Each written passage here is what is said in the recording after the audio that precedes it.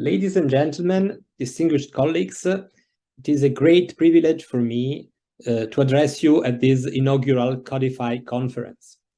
First, let me warmly thank the organizers, Christophe Benasconi, Gerardine Goescolar, and the entire staff of the Permanent Bureau for this kind and much appreciated invitation. I won't hide that when I was first invited, I felt, of course, honored, but at the same time, quite surprised. It is true that I'm currently editing, together with Matthias Lehmann and Shaiza Lalani, a collection of essays on blockchain and private international law, to which the Permanent Bureau is also contributing. However, I can hardly be regarded as an expert in this new and complex area of law.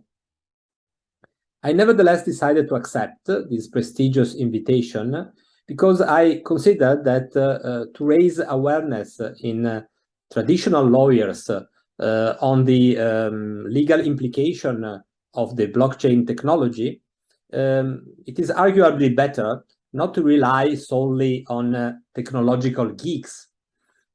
Nascent professors like me can possibly also be of some use. Indeed, while deep and thorough understanding of information technology is a privilege that is reserved to scientists or to a selected elite of specialists, you will agree with me that as ordinary citizens, we are all concerned with its growing impact on our daily lives.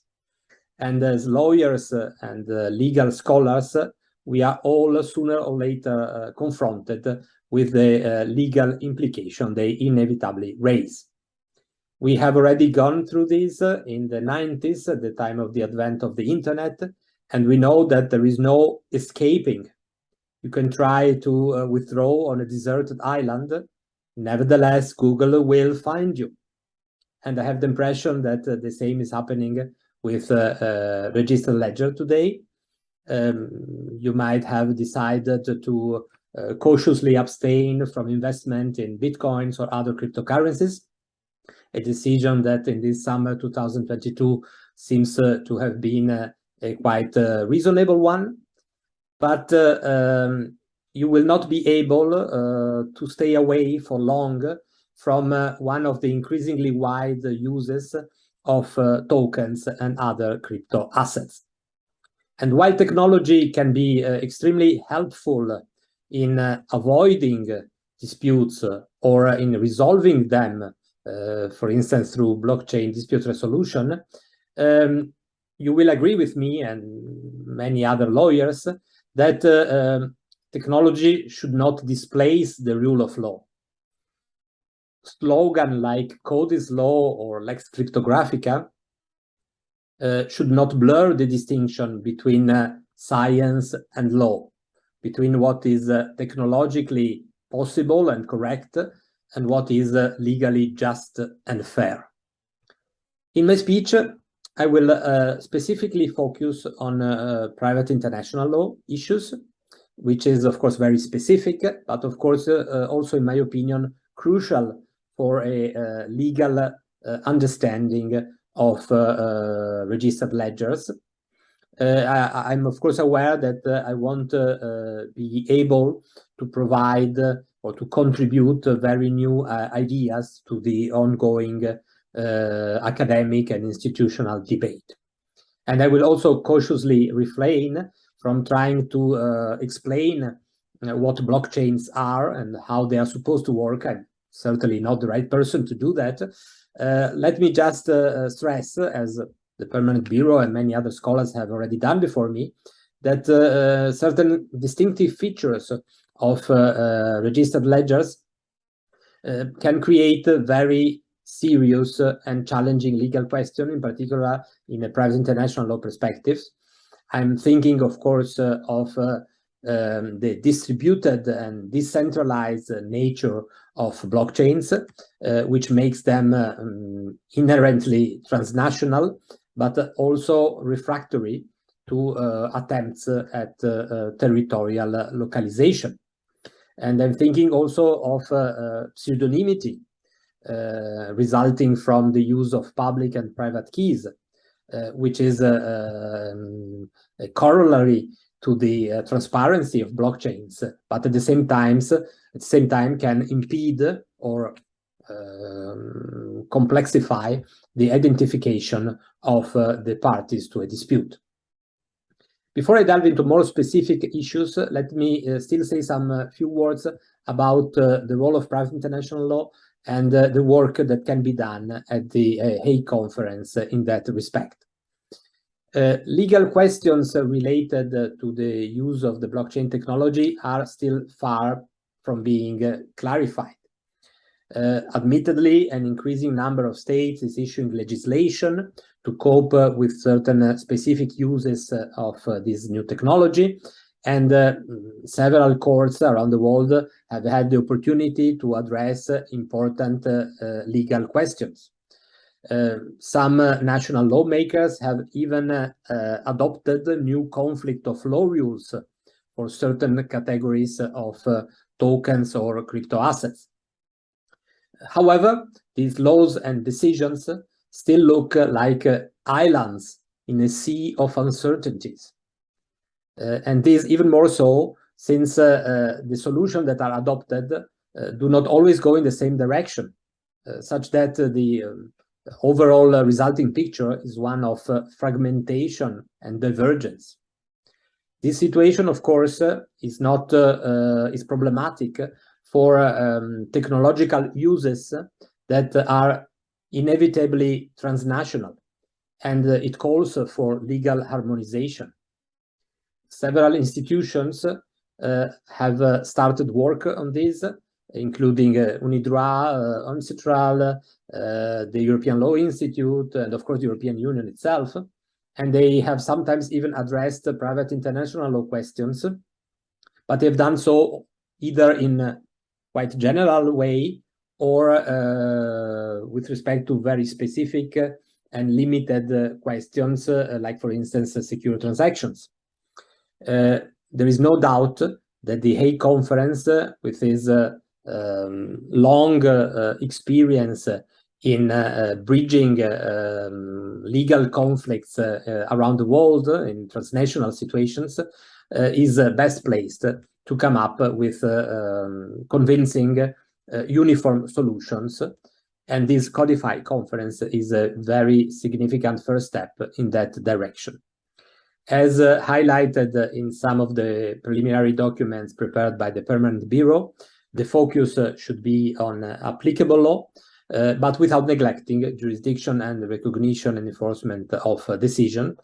And I will try to briefly address these issues also in my speech. The determination of the law governing crypto assets raises very important questions regarding characterization and the choice of the relevant connecting factors. In this respect, distinctions made between the different kind of crypto assets may prove very relevant. The crucial importance of taxonomy in this new area of law is stressed in academic writings and is also at the center of important comparative and uniform law projects. While distinctions based on economic criteria, for instance, the one between currency, utility, and investment tokens, do not seem to be very useful for legal purposes, other classification criteria can be very relevant, in particular from a private international law perspective.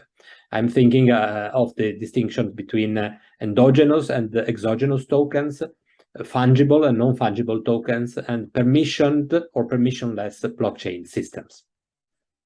Even more important in terms of characterization is to distinguish between the different legal issues that may arise in relation to the uses of the blockchain technology.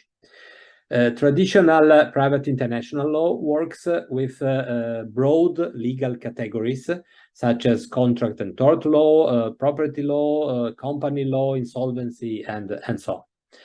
Despite the use of new technologies, these distinctions remain very relevant because they reflect the different interests of the parties that are involved in the different situations.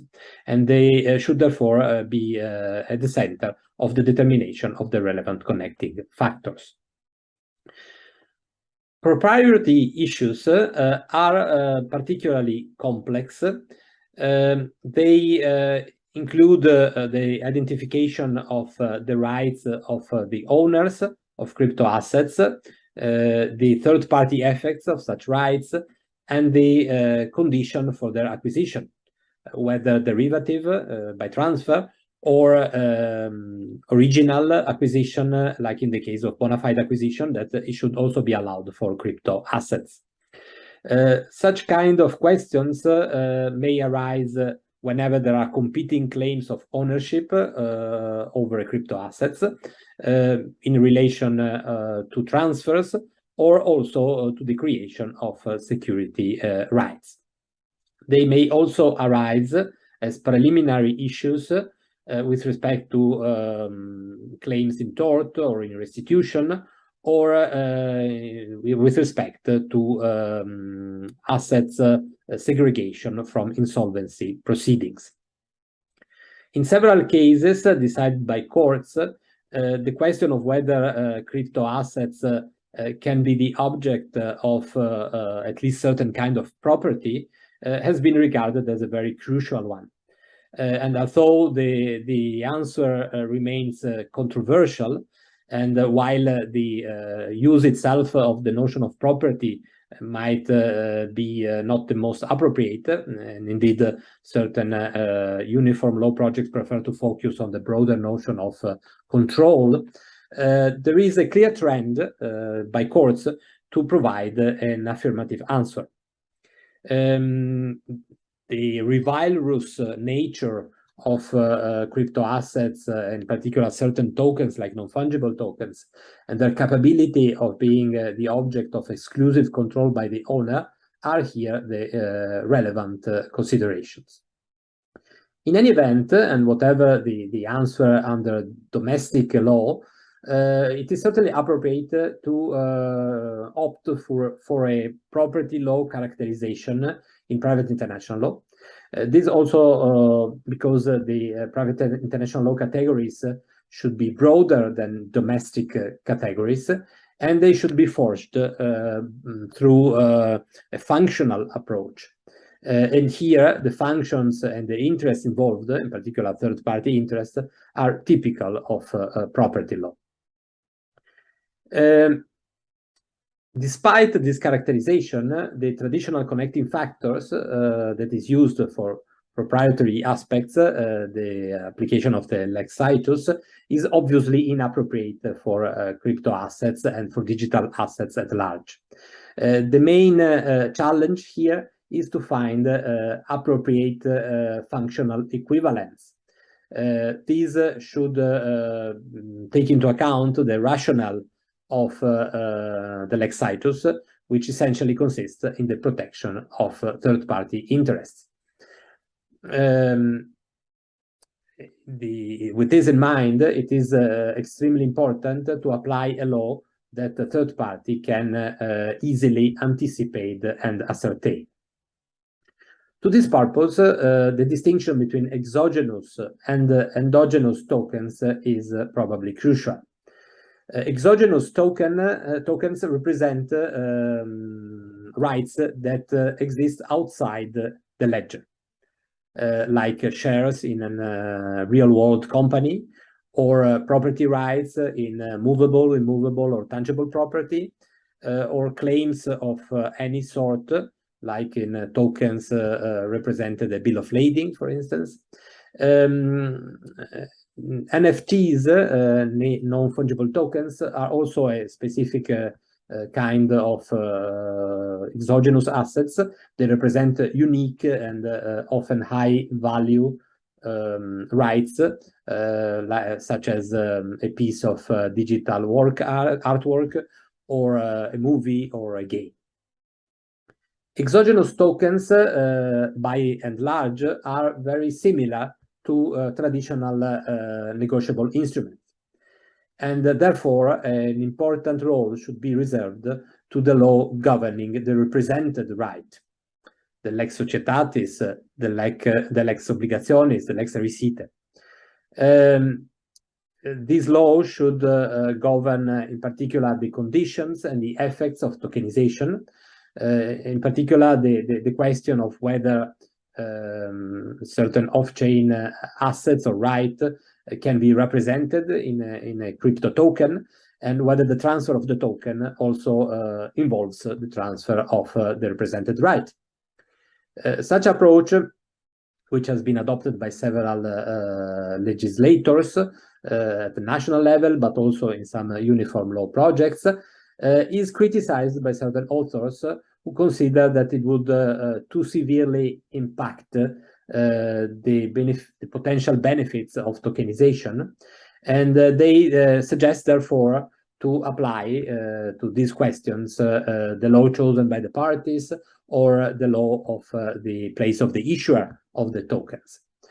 While such a liberal approach would certainly be very beneficial for tokenization, I'm afraid that, at least for certain kind of assets, it would raise very serious objections at the domestic level, because it would imply the depriving state of the control over certain assets. An interesting question is whether a similar approach is also required for stable coins, which are value referenced tokens. As exogenous assets or exogenous crypto assets, stable coins also often refer to off-chain assets such as gold or commodities. However, the purpose of this reference is different. It's not to mobilize or allow the circulation of the assets, but it's rather to prevent or limit fluctuations in the value of the coin. Despite this difference, a distinction between the law applicable to the coin on one side and the law applicable to the assets of reference on the other side is probably appropriate. It might be less relevant for stable coins that are pegged at fiat currencies or cryptocurrencies, or that are based on algorithms or smart contracts. Contrary to exogenous tokens, endogenous tokens represent rights that only exist within the ledger. Therefore, when it comes to the determination of the applicable law, it is not possible to turn to the law governing an off-chain asset. And the relevant connecting factor should therefore be found with respect to the ledger itself. In this respect, several connecting factors have been proposed by academics, by state legislator, or by uniform law institutions.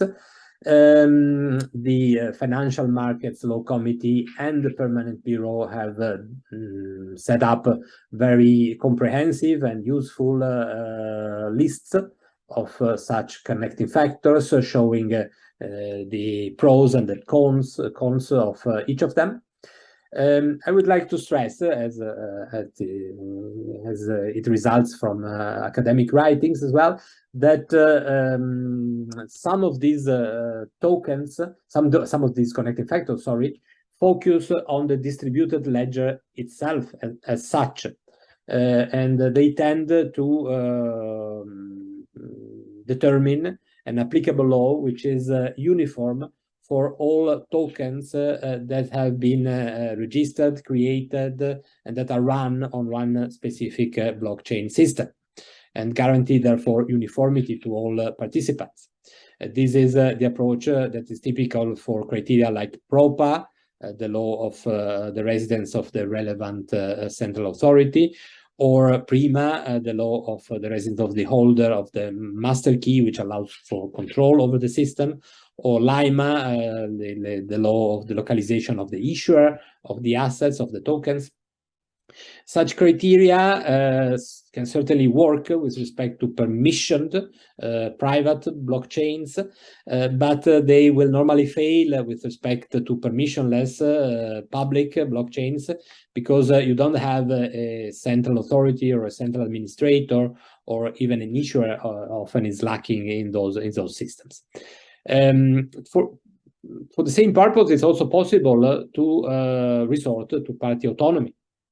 Indeed, a choice of law can establish a sort of elective situs, provided that it is accepted or at least known to all participants to the system. Of course, the use of party autonomy for proprietary aspects can raise objections in certain jurisdictions.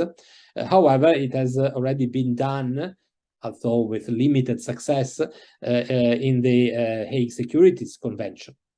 Contrary to intermediate securities, however, the choice of law in this case could not be included in a separate account agreement, but should be coded in the ledger itself, or in terms or conditions for the participation in the systems, if any. Once again, this criteria based on party autonomy is very promising for permissioned systems, but it's more problematic for public blockchain, because because of the reluctancy of creators and participants in such open system to subject to the rule of law and to a specific state law in particular. Admittedly, regulators could help by submitting the authorization to issue certain crypto assets to certain formal conditions, which might include the incorporation of a choice of law, and the European Commission proposal on MiCA in its latest version goes exactly in that direction. However, such a requirement is absent in many national laws, and in any case, permissionless blockchains can also be created without any authorization at the fringes of state law. In all cases where these centralized criteria fail or are not available, one can turn to the other alternative approach, which consists in focusing on the parties of specific transactions, such as the transfer of crypto assets, or in the case of secure transaction, the security provider. This solution has been adopted by the European Law Institute in its principles concerning secure transactions, but it could also be used in more general terms for proprietary aspects as such. It draws from the extensive reference to the residence of the assigner in several UNCITRAL instruments, in particular the UNCITRAL Model Law on Secure Transactions, but also the Convention on Assignment, and also in the European Union proposal concerning third-party effects of assignment. In a similar vein, certain authors, certain scholars propose to focus on the modalities by which crypto assets, or more exactly their public and private keys, are stored.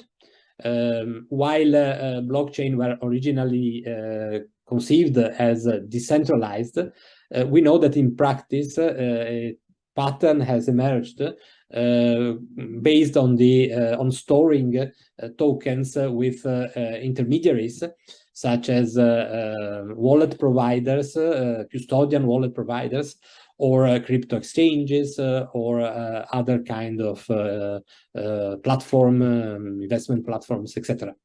And of course, these intermediaries are different. The role of these intermediaries is different from that of traditional financial intermediaries in the areas of decentralized securities. Also because the transfer of the rights cannot be effected here through a book entry in the relevant account, because you don't have one normally, but by an entry in the ledger, in the register ledger. Despite these differences, there are also some similarities.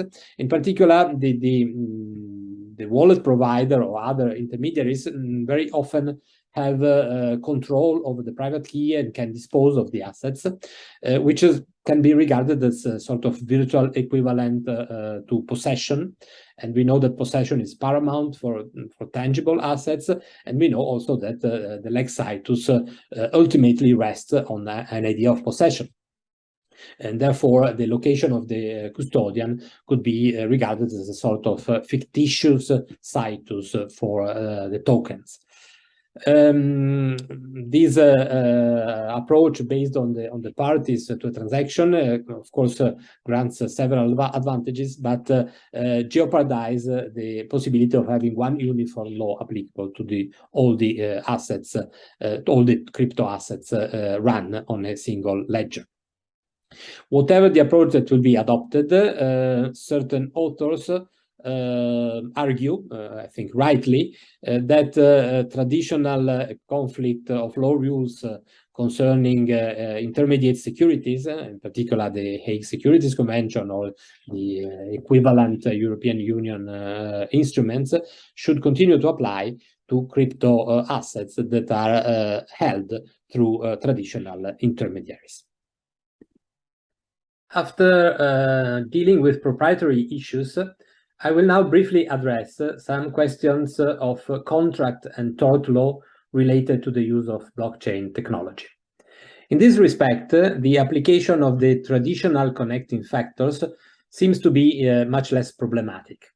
On one hand, there should be no objections to the application of party autonomy, at least in contracts, because there are no third-party interests involved. Of course, the choice of law in this situation would not be one covering the whole registered ledger and all the crypto assets registered therein, but a traditional choice of law between the parties to the contract. On the other hand, objective connecting factors used in these areas traditionally do not focus on the location of the assets, but rather on the location of one of the parties, typically the habitual residence of the provider of the characteristic performance, or on the place of a certain act or of its effects, the place of performance of the contract, the place of the tort, the affected market, and so on. The localization of this place does not raise particular problems when it takes place in the real world, like, for instance, in the case of delivery of goods in exchange of cryptocurrencies, or in the case of theft or destruction of a private key giving access to a token. Localization is, of course, more complex when it takes place virtually on chain. But even in those situations, it will always be possible to refer, at least as a fallback position, to a fictitious localization based, for instance, on the residence of one of the parties or of the custodian of the tokens. Admittedly, pseudonymity can raise very significant problems in this respect. However, in many situations, this question should be nuanced, either because the dispute concerns or involves a permission blockchain, where the identification of the participant is normally possible, or because the tokens are stored with an intermediary, a wallet provider or another intermediary, which is normally subject to know your customer's obligation, and so identification is again possible. Even in the residual situation where full pseudonymity applies, the problem, in fact, transcends private international law, because it affects the very possibility, the very capability of bringing a claim before a state court or an arbitrator. No defendant, no claim. And therefore, I think that the question should be rather addressed by state regulators at the material law level.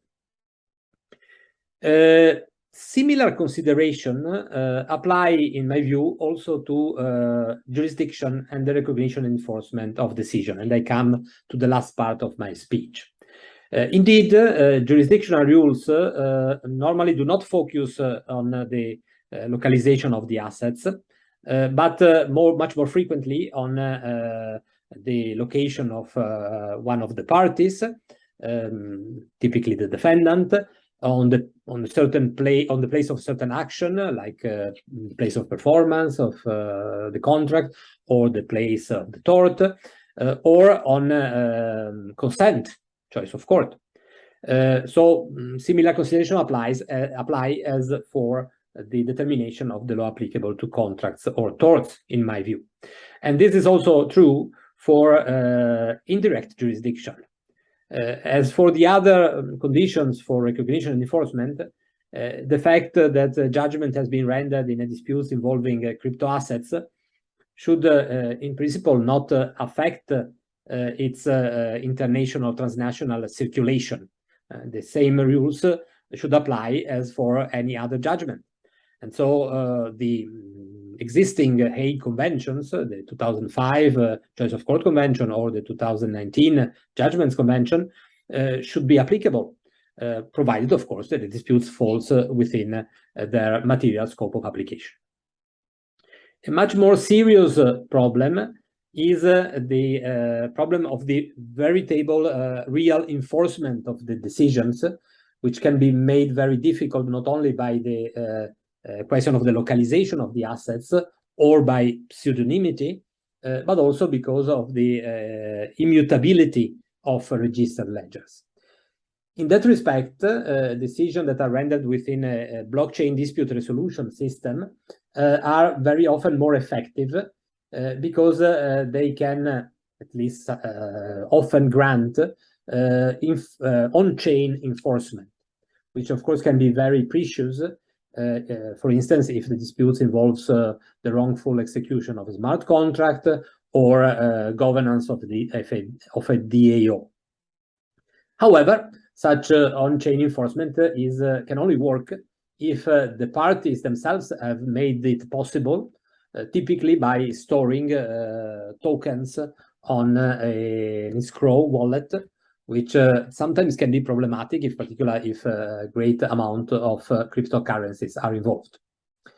Moreover, such decisions, such BDR decisions, are often based not on the application of legal rules, but on other mechanisms such as crowdsourcing, game theoretical principle, or economic incentives. And can therefore be hardly equated with an arbitral award.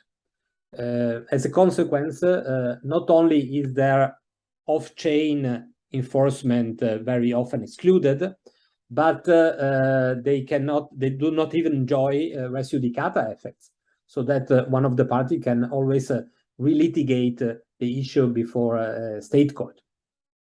In light of such difficulties, I think that it might be interesting for the Hague Conference to work at a project allowing for or facilitating the recognition of decision rendered in a BDR system, perhaps together with Ancestral, because, of course, the recognition of an arbitral award rendered in a blockchain system is not excluded, provided that the award is based on a valid arbitration agreement, which could be coded in the register, in the ledger, or included in the terms or conditions, and provided that the decision is rendered by an arbitral panel selected by the parties or through neutral and objective criteria, and of course in the full respect of the due process principles.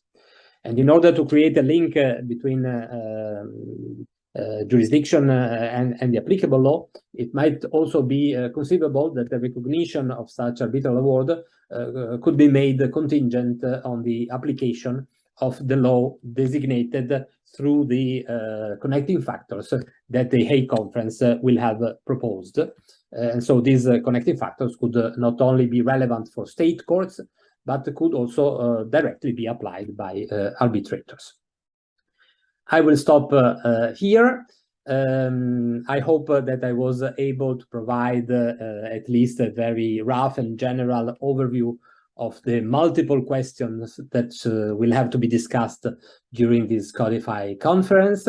As you see, there is a lot of work to do, and therefore I wish organizers and all the participants a very fruitful and inspiring debate. I look forward to hearing to all of you, and I thank you very much for your attention.